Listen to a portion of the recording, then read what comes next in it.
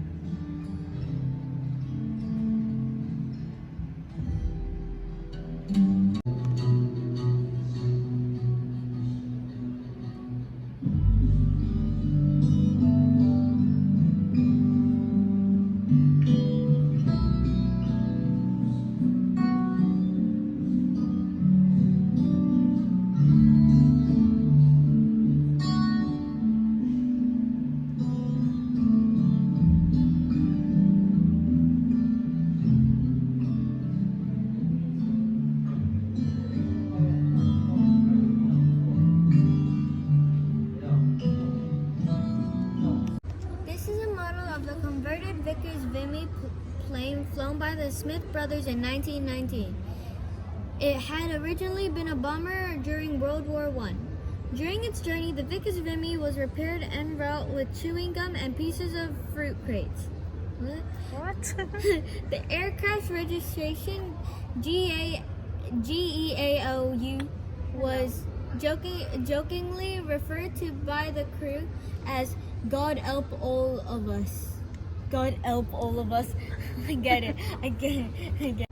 This engine powered the Vickers Vimy throughout its journey from Great Britain to Australia. It was the first of its kind to be developed by Rolls-Royce. Oh, really? Oh, Rolls-Royce. And symbolized great improvement in aircraft power. In only 10 years, air travel had progressed from the first flight across the English Channel by a flimsy Blériot monoplane in 1909 to a 28-day journey halfway across the world. Wow, that's fast. The koala has friends too. When we walk around, we can see its friends. Oh, this is the wing of that.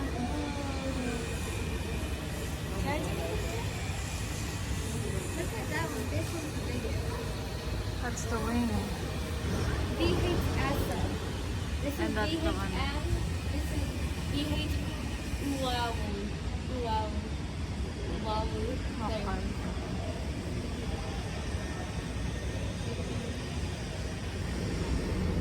Is that a satellite?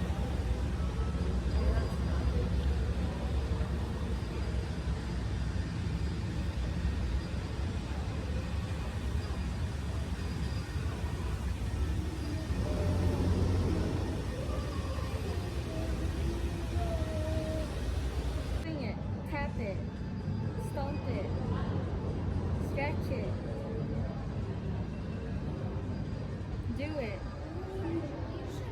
pump it, shake it. Where did you see that? Move it from there. Koala's eyes. Yeah, it kind of sounds like koala's eyes. Koala's eyes. Oh, exercise. I get it. That's the wings. That wing is huge. Yeah, that's a huge It's kind of wing. bigger. It's bigger than the whole plane. I know.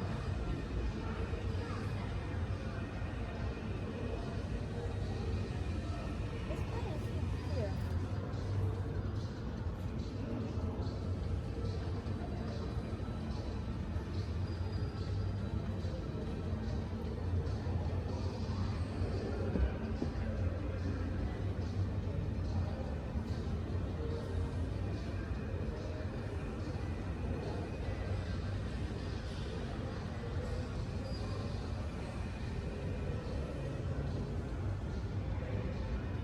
For over 250 years, steam did almost everything. Pumped water, drove factories, powered ships across oceans, and ploughed street fields. Steam turbines still provide 90% of our electricity.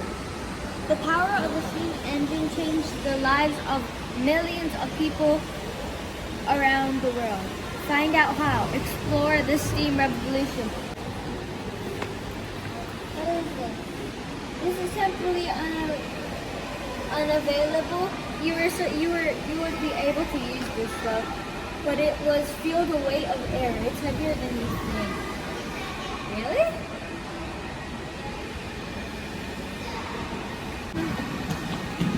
What is this? Is this a button? Mud sleigh engine. Beer for the bush. This makes beer. That's what it says, beer for the bush. 1813. So it says here, steam goes bush. In the 1830s, industry began to spread from Sydney into country NSW. This was particularly true of flour milling. Many millers found it cheaper to bring an engine to a nearby town than to send their wheat to Sydney for processing.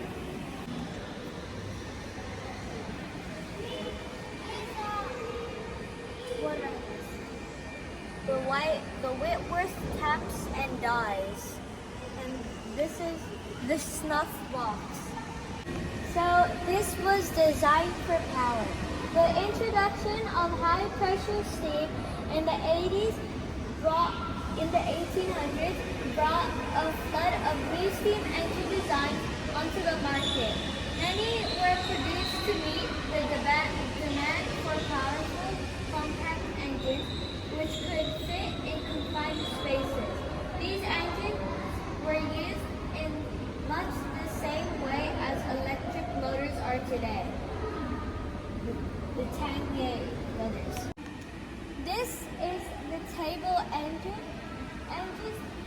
like this were an early attempt to produce a cheap, compact engine which could be used in small workshops.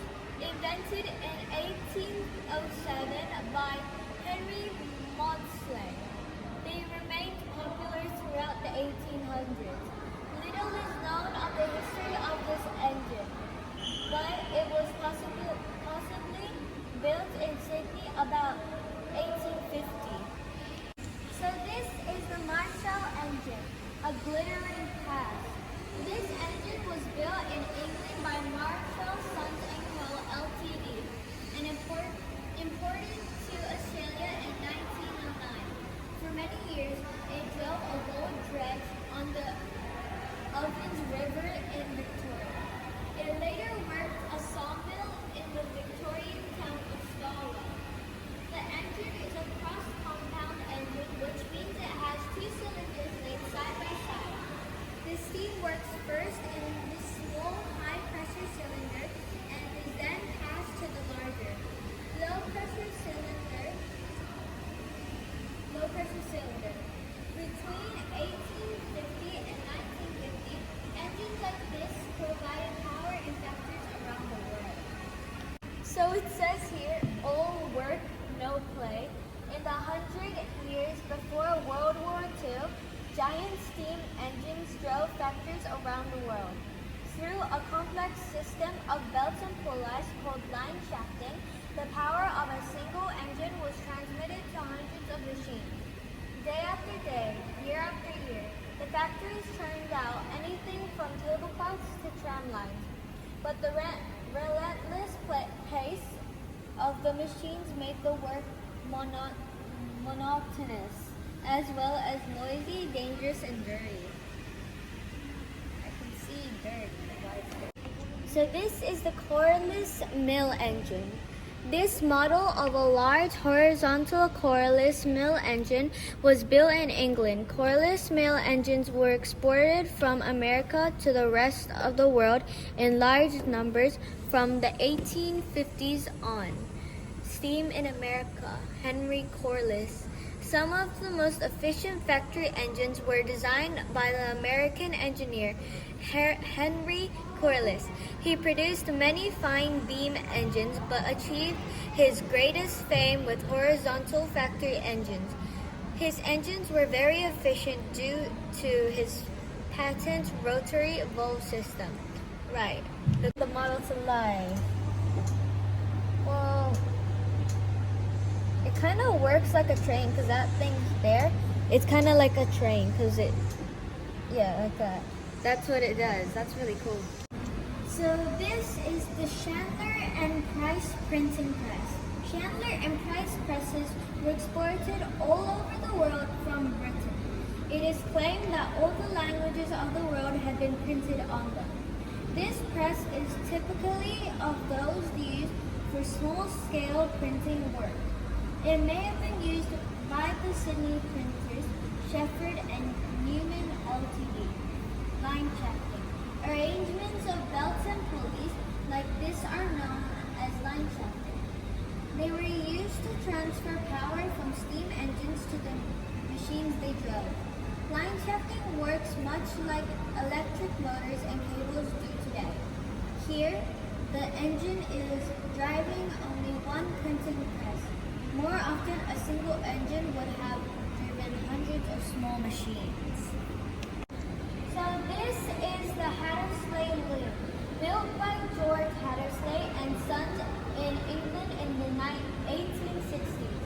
This steam-driven loom was taken to the Santa Cruz Island.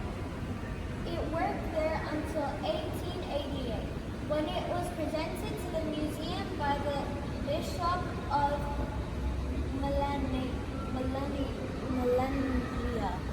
Melania. The city electric lights began to appear in homes, factories, and city streets around the world in the 1880s. Thanks to the invention of the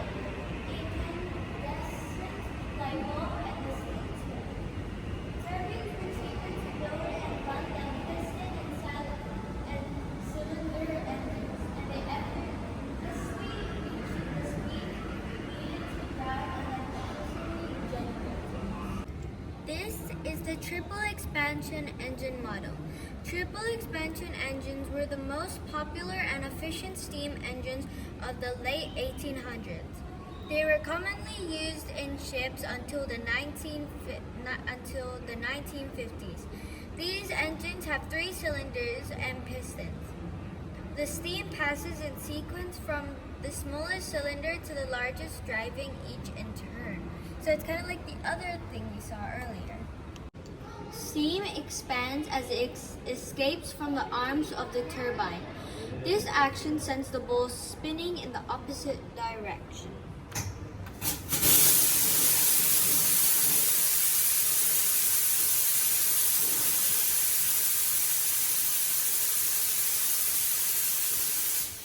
Let's look at this one. The impulse turbine is like a windmill. A flow of steam pushes against the blades of the wheel, making it spin very quickly. There's the button. Is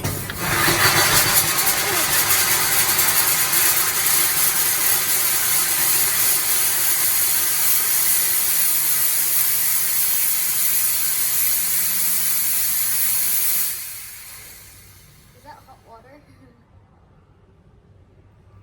Whoa. Oh, it's still spinning.